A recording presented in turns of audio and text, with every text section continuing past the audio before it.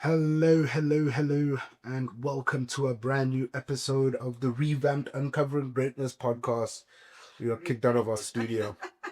They kicked us out of our studio, ladies and gentlemen. So here we are.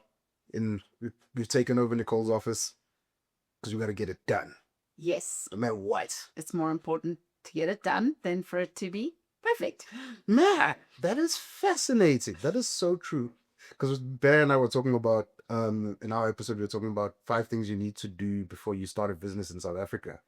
I think something we've noticed a lot of is like people wait for it to be perfect, right? My idea must be. And also, not just that, everything's got to be lined up. The timing's got to be right. The everything's got to be exactly the way I want it, and then it'll work. I mean, that's how you started your business, right? You're waiting for the perfect time to become a processor. And the perfect time was when people were the most depressed. You just took advantage of the market. I Oh, done. End of the episode. That's how you start a business. No, I'm joking. so funny. Ladies and gentlemen, for those of you who don't know me, my name is Suli, and I am the host of the Uncovering Greatness podcast. The Uncovering Greatness podcast is something we do here at Uncovering Greatness. 2 episodes a week for you guys. It is usually 45 minutes to an hour of teaching by either Barry or Nicole.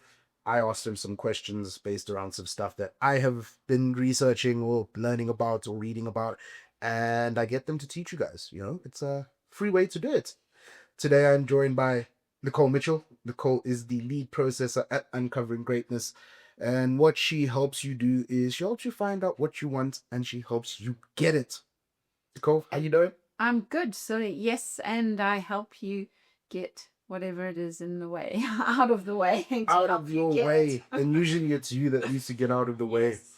And I think so. This episode, what we want to talk about, what I want to talk about is, I mean, we see it a lot, based on the business that we run, personal development, sales, business development, and a lot of what we hear from business owners and managers is, I need to fix my team. Yeah, it's fascinating that, and so yeah. Everybody wants to fix their team. Something you said just now at the start was I waited for the perfect moment when the market, everybody was depressed. And then I started my business. But it's quite interesting. I mean, I know that's a lot of tongue in cheek, but I never had the intentions of starting business. Oh, interesting. For me, it was a case of I was like, I just wanted to help people. I could not see myself creating a business out of it Yeah. because it was just like, oh, Barry has a business and I'll just Piggyback on it to the States. fit into his business and he'll do all the invoicing and he'll do everything and I'll just do what I'm good at. Yeah. And of course, Barry had other ideas.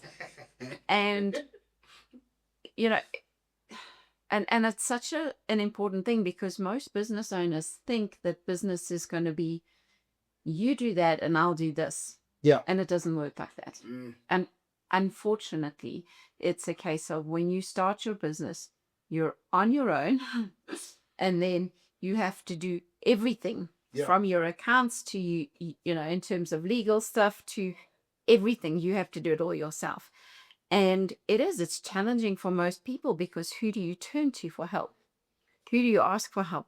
Do you trust your lawyer? Do you trust, I mean, even things like your computer dies or crashes or doesn't update properly. Who do you trust to take, all your information in your business to go and have a look at? And a lot of people don't think about those things, and then they land up in so-called hot water. No, but I'm gonna start a business, and because I have an amazing idea that nobody on this planet has ever seen before, and it's just gonna crush it. Like I'm gonna open my. I mean, because that happened with you, right? You opened your doors as a processor, and everybody just came flooded.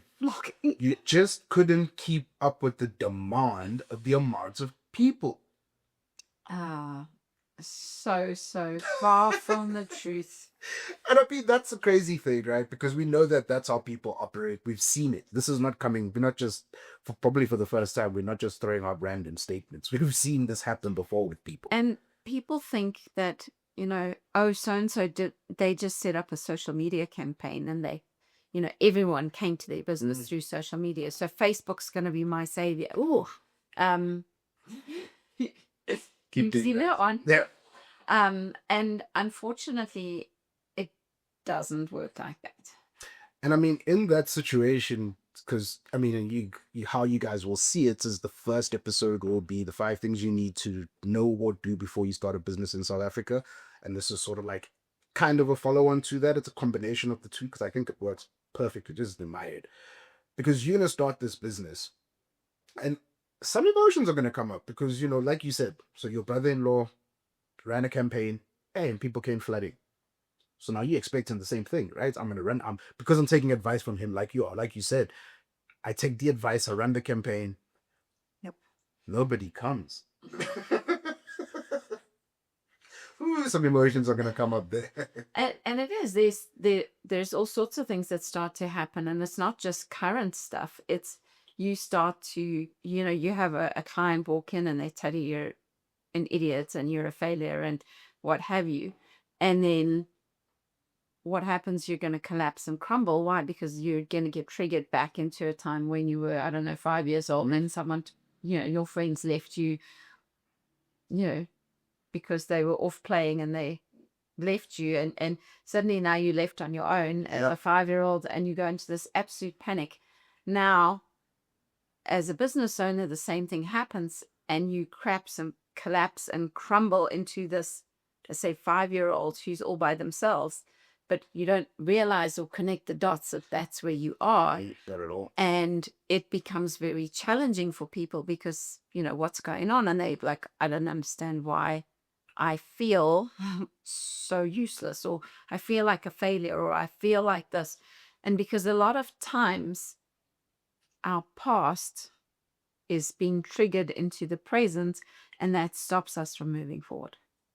And that's a crazy thing to happen to you when you running a business, right? Because you're not exactly like you said. The bank walks in, calls you an idiot, says your product sucks.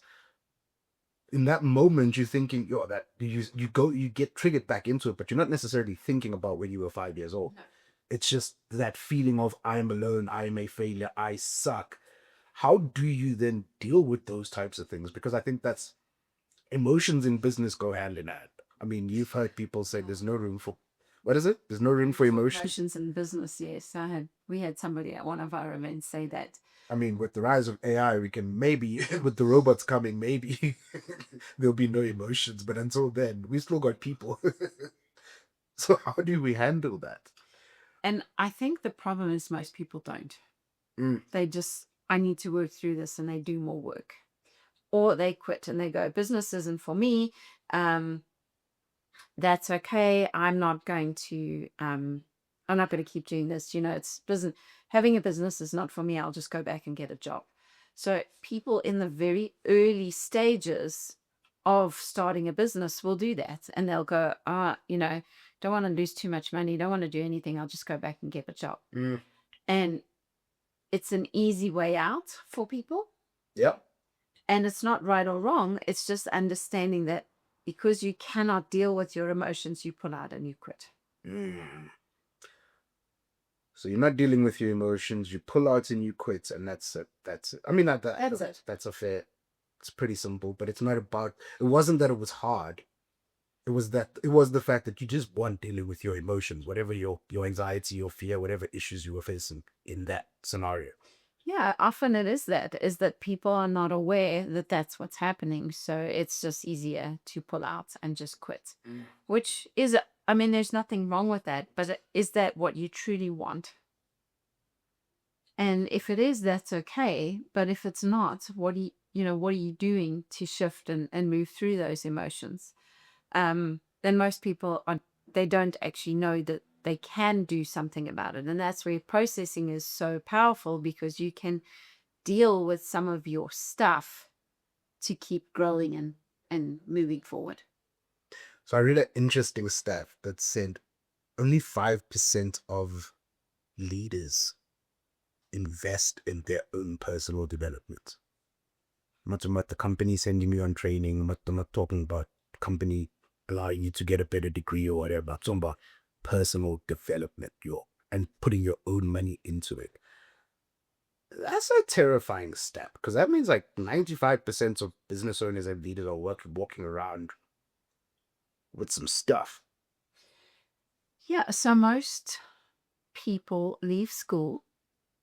They've had, and this is a generalization because they've had a heartbreaking experience at school. It was miserable, it was upsetting, it was whatever. And they go, I'm never opening another book ever again in my life. Because the way school teaches you is you tell me what I told you and then I'll give you points for it. Not how are you applying what you learn. Because at school, I mean, they teach you this is what a whale looks like, or this is what a rhinoceros looks like. Let's use, we're in Johannesburg, so let's use a rhinoceros. Okay. And they teach you, if a rhinoceros attacks you, this is what you're supposed to do. Right? Yeah. Think if a rhinoceros attacks you, you're supposed to run sideways. Zigzag, yes. Zigzag. Yeah. Boys. And they teach you that. Okay. Now, where you are in the bush and a rhinoceros is chasing you, it is very different to where you are in the classroom. Why are you laughing? Have you been chased by a rhinoceros No, before? because you know what the thing, I've said it to you, I said it on the last episode. The analogies you've been coming up with are bananas. This is such a good one, and that's why I'm laughing, because I have a feeling where you're going, but I want you to continue. Sorry. Makes sense. So a rhinoceros starts chasing you. Are you going to remember to run left to right or zigzag or something? Just No. are you going to remember that in the heat of the moment when you have a rhinoceros charging you? Are you going to remember to run that way when your car is over there? And are you going to remember to run to the left? Nope. Because they've got very poor eyesight and this is the problem is it's when the heat and pressure gets turned up. Like a rhinoceros is chasing you, suddenly there's a lot of heat and pressure. There's a lot of emotional stuff coming up because holy Maloney's, this dude is so much bigger than in the textbook. in the textbook.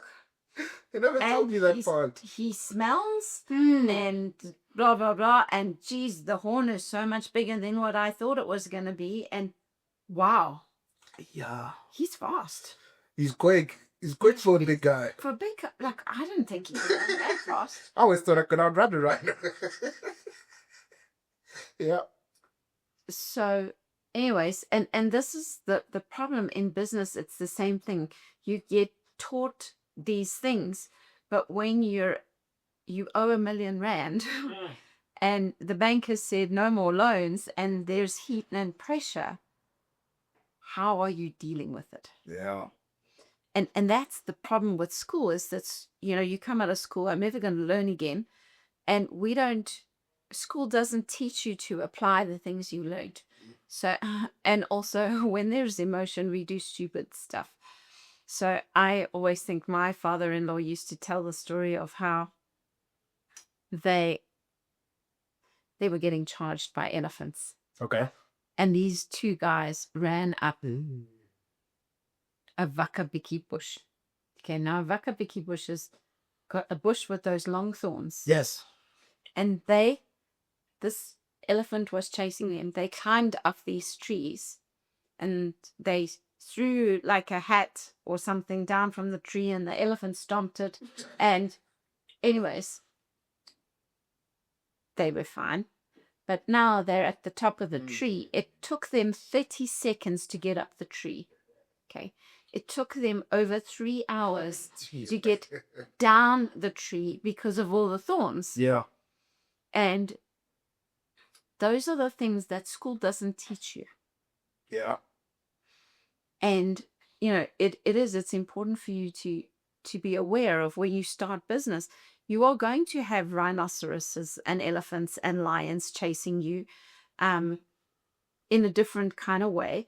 But there's going to be heat and pressure. You're going to have, maybe you have to get a shipment from overseas and you've got to invest, I don't know, 100,000 Rand, which you don't have.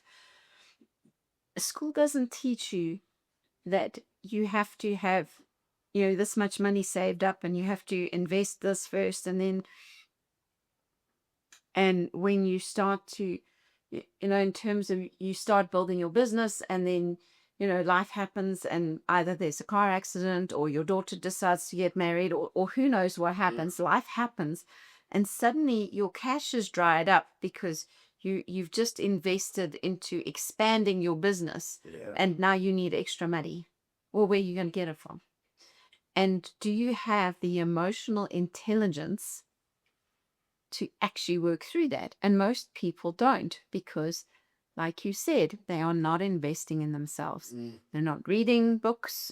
They're not listening to podcasts. They're not listening to audios or YouTube or things like that. Because why? I am so busy trying to keep my head above the water to make this business work and to keep my family alive and keep our home over our heads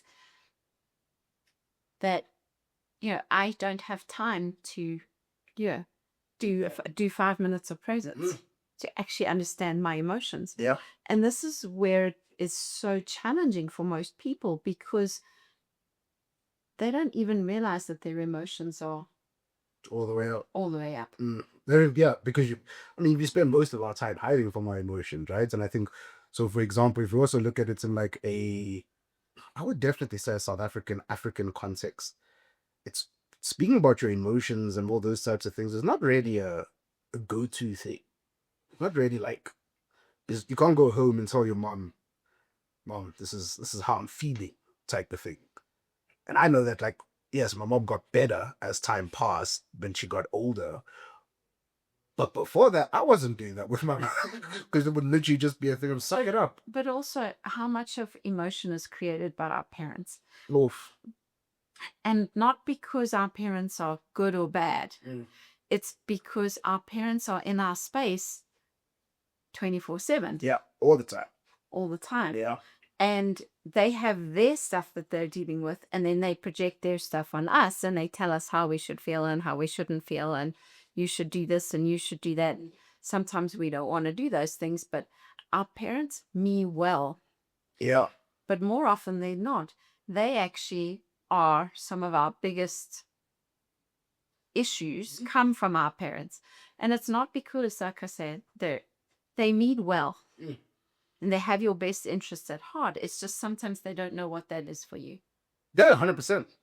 And so, somebody asked me, what do I spend most of my time working with my clients? And it's just, I was like, Oh, no.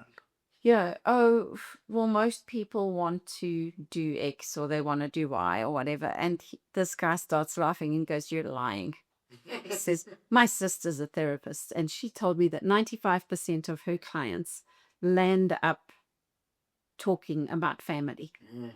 And it's so funny that when he said it, because I was like, he's not wrong. Yeah. And his sister's not wrong is, yes, people want X, but in order to get X, you have to clean up all the crap around your family. Yeah.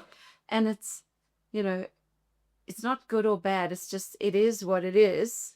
And it's just stuff that's there. And, maybe you had a brother that was, or a sister that was older than you, and they were just the golden child at school and they studied better than you. And then your whole life, everybody says to you, Why you get like Ben?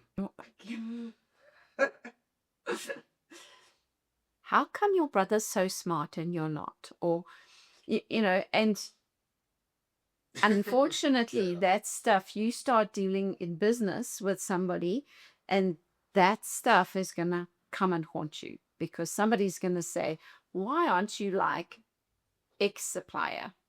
And immediately all of those emotions come up around Comparison. I'm not as good as my brother, blah, blah, blah, blah, blah. And all of this is happening subconsciously. Underneath your brain. And below your level of awareness. Which is already very low. I'm talking about myself. Sorry, I'm not talking about you guys. I'm just saying, sometimes you've got to own things. And so what happens is people go, oh, no, I dealt with my brother a long time ago.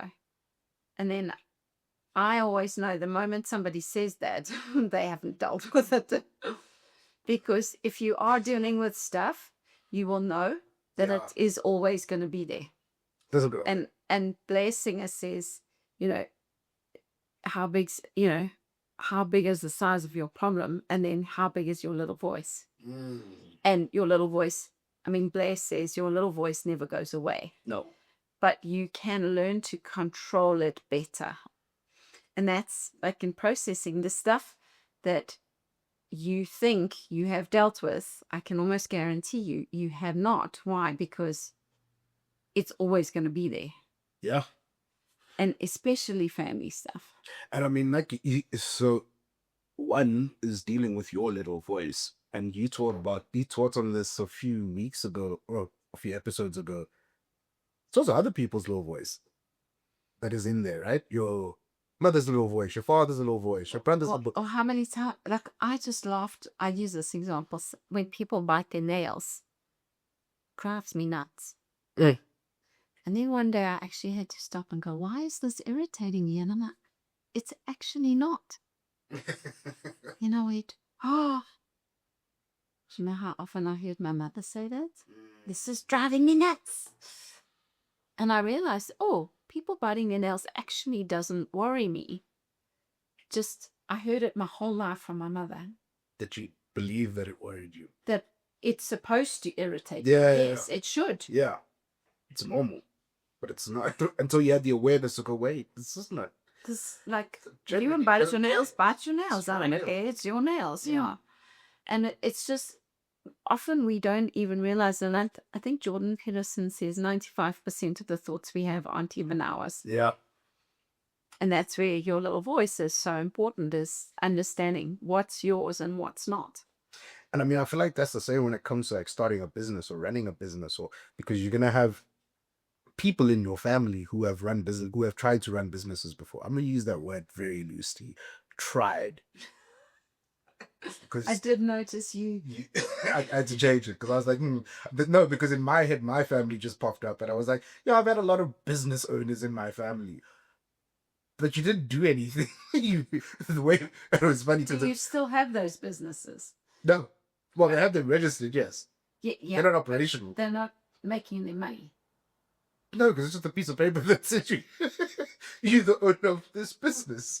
And they're always the first ones to be able to tell you it's not gonna work, it's gonna fail, and somehow, some way you go into business, and this is just my generalization as well, but like you go into business and you're like, no, I'm gonna prove them wrong.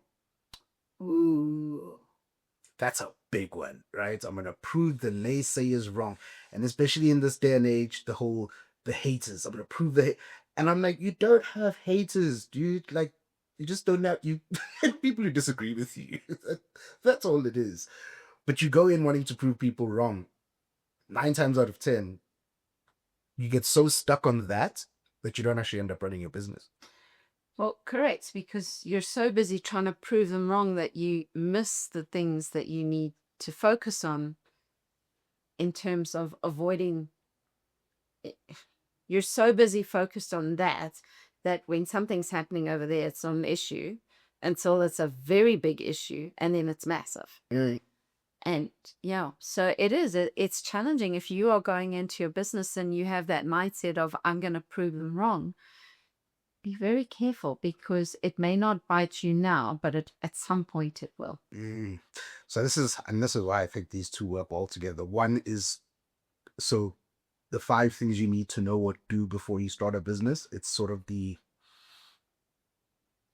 it's the external work, right? The things you need to put in place, learn how to sell, know your systems, all of that. This is more the internal work, because this is hard. I feel like anybody can start a business. Can you deal with can you deal with yourself enough when the heat and pressure is turned on? And heat and pressure comes in many different ways, shapes, and forms. Yeah. So if I look, maybe your biggest deal you've closed is a 10,000 Rand deal. And then suddenly you now close 100,000 Rand deal. Well, there's a ton of heat and pressure, because that heat and pressure could be family going, you just closed such a big deal. Well done. You deserve to go out to dinner. And guess what? We're coming too. Oh, shucks. And you can take us, you are doing so well. You can take us out to dinner. Let's go celebrate. And suddenly you've spent all that money. And that's heat and pressure. There's also, heat and pressure comes in in the form of many, well, success comes in many different ways, shapes, and forms. And it's like, suddenly you get a new car, or you have to have an upgraded car in order to transport products, or you get a new truck or something like that. And people go, oh, you are doing so well. Oh, they're making it. And there's all these perceptions of stuff. Meanwhile, you owe the bank this much, you owe this much on your car, and you don't actually have that money lying around. And what do you understand about money? Because I just know this. I have learned how much I do not know about money. The more I've learned, the more I realize how much I don't know. Zero.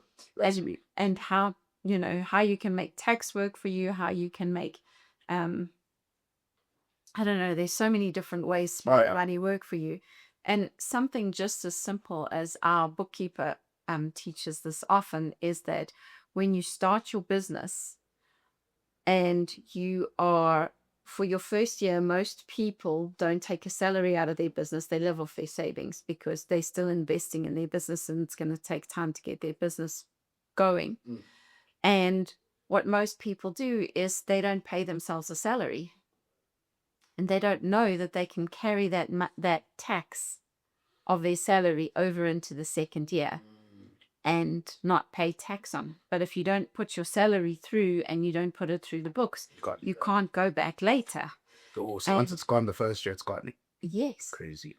And so those are things that people don't know, and then they're not willing to learn about it because they go, well, I know everything and I'm going to prove you wrong because I know. And they're not teachable, and they're not, I say learnable, they're not willing to learn, and therefore it costs them in the long run. That's all about you, right? You need to learn, you need to be teachable, you need to, and I feel like that's always the weird thing about when people start businesses. Like, and I wish it's something that I did when not to say I started a business, but like whatever I was doing, I'm not going to call it a business. That would be a lie. But when I started freelancing, basically, I never went and I took advice from people who were doing what I was doing. People who've run businesses before. I never went to, because it was exactly that. I know what I'm doing. Like I've got it. Like I don't need to know all those things like taxes, and I'm not making enough to know that. But if I did, I probably would have found some legal loopholes that would have benefited me in the long run versus not. Where then now instead I'm sitting and I'm going, man, I wish I'd learned that earlier. Yeah, and there's so many ways to make money work for you, but if you're not willing to learn and you're not willing to be teachable, you're gonna fall short. And I guess that's where mindset comes in, is that are you willing to stop and go and admit that I don't have any emotions? I don't feel any emotions. Or are you willing to stop and admit that, this is incredibly painful for me, or this is, and it's, most people are not willing to acknowledge how they feel. So I use this a few different scenarios. You have an abusive father, let's say, and he dies. Okay. And all you want to do is celebrate because now your spirit has been set free and you are no longer under abuse. But now everyone in the world is telling you, you must be so sad. Mourn it. And you need to mourn. And you're like, flipping hell, I want to have a party. I'm really, I've been waiting for this day. Do you know what this means? This means I'm free of that. And people think that if I tell you that, that's wrong. Yeah. And so they don't say anything. They go, yes, no, yes, I'm feeling very sad and I need to mourn.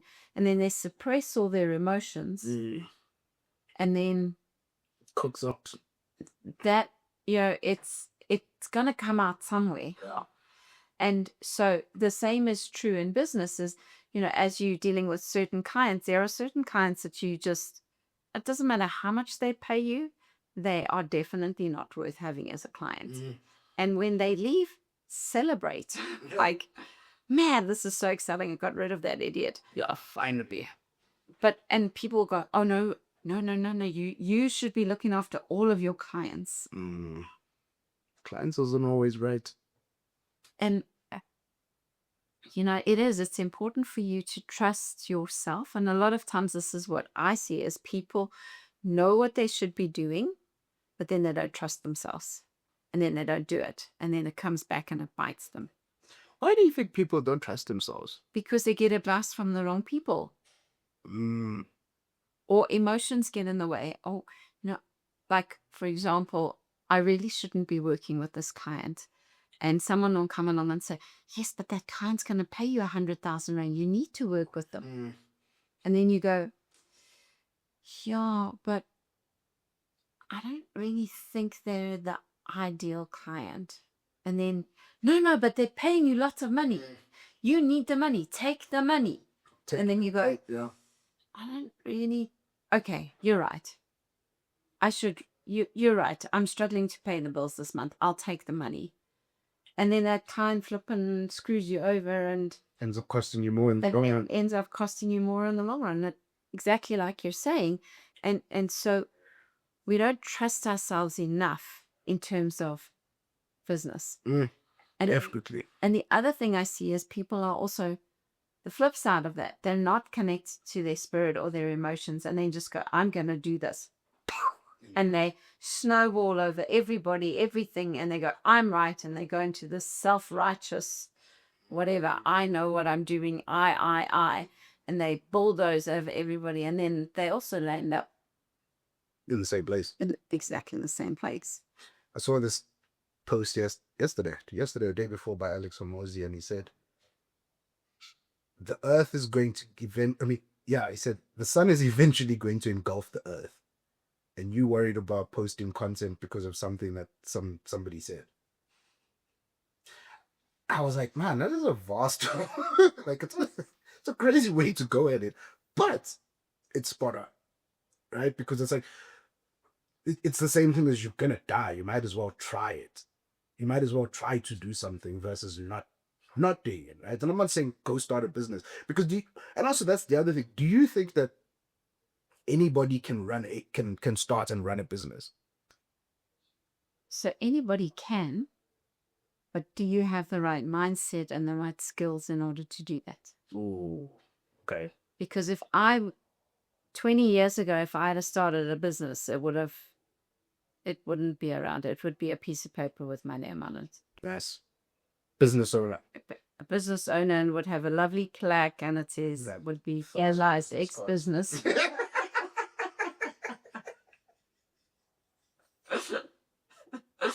I'm serious. Because it wouldn't have worked. Here lies the remnants of Nicole's business. Exactly.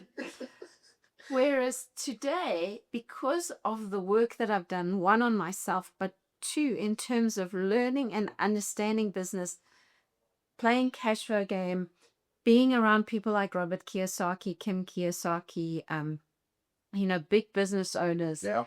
I have learned so much around money, finances, assets, all those kind of things sales.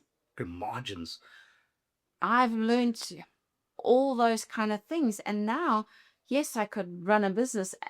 Would I be the greatest business owner on the planet? No, but I know that I could run a business and run it effectively.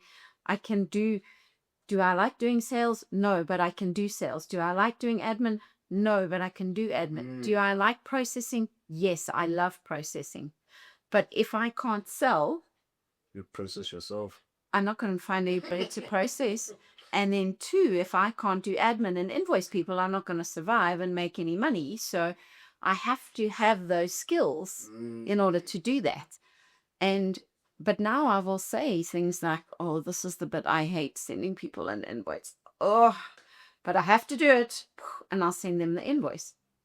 So it's just, I'm very aware of that I have those issues. And it's something I've worked a lot on because, in terms of, I grew up in a household where my parents fought all the time over money. And in my world, in my universe, I believed that money created upsets because that's my parents always fought over money. Now, that may or may not be the truth, but that was my reality. Yeah. That's what I saw. Okay. And that's what, for me, that's what I experienced. So when it comes to money, I don't want to deal with money. Why? Because money's going to create an upset. So I don't want to be upset. So I'd rather not deal with money. I'm not going to invoice people.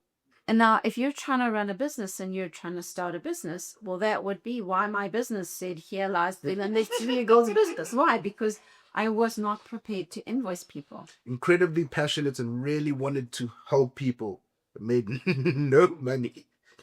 Couldn't survive, couldn't run the business, and it was a flop. Yeah. It doesn't mean I was bad at processing. No, you're great at what you did. I was very good at what I did, but because of my issues of my past, it stopped me from building my business to what it could be. Yeah. So in that case, if I'd gone back 5-10 years ago, it would have been way easier to go and find somebody that has a processing business and say, I'll come and work for you and process, because I love processing. You just pay me. You can make all the money. You do all the investment. You do everything. This is how much money I need to live in. And that would be it.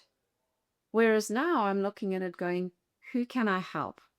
And I've got in my business, I have factored in that I do work with certain people that don't pay me. Okay. Because there's always people that need the help until they reach a point where they can pay me. Yeah. And then they start. And then they start doing that. But now I can do things like that, but I can still run my business effectively. And it's still, get people to pay me and things like that. So it's just important to understand. Your question was, can anybody run a business? Yes, anybody can. But are you teachable? Are you willing to learn? Are you willing to acknowledge that you are the problem? Because I think in the very beginning, that was your question around people, or your statement was, most leaders think that their team is the problem. And I can guarantee you, if you fix you and you work on you'll be amazed at what it does for your team. And I'm not saying your team doesn't have its issues, because every team does. But when you work on you and you lift you up and you deal with you will be able to deal so much more effectively with your team, and you will be able to treat people the way they need to be treated, not the way they deserve to be treated. And just on that, and I feel like I am testament to that in terms of how much you've worked on yourself, how much it's changed you as a leader, which has meant that it's allowed the team to change. And the ones who were not, well, here we are, we know. We all know how that turned out. But because you were willing to put your hand up and be like, I need to change myself, I need to work on myself, it then allowed you to treat the team differently, right? It's also allowed you to meet people where they were at. I mean, you just loved it when I came to New Meet. Oh, I was super excited. It's the best part of my day, because I went to leave. Yeah, going back 5-7 years ago, I mean, I'd walk in the room and everyone would be on like the sergeant majors arrived and they'd be standing to attention, and what have we done wrong? What haven't we? And you guys were operating in absolute fear. Absolute terror. Because you were operating in fear and terror, you made the most stupid mistakes. And it's like, I don't understand. Like, what happens when I'm not here? Like, why? What is wrong with everybody? We did the dumbest things when you walked into a room. And then I realized, well, they only do it when I'm around. Maybe I must look at it. Maybe I'm the problem. And so over time, I've learned that I can still be a sergeant major. Yeah. But I can do it in a very different way and get way better results, or, still get the team to do what I need them to do. Yep. But we do it with fun and excitement and energy, and people want to do it, because whereas before nobody wanted to do it, I was the only person doing everything. But it's made it very different in terms of, because why I changed. Yeah.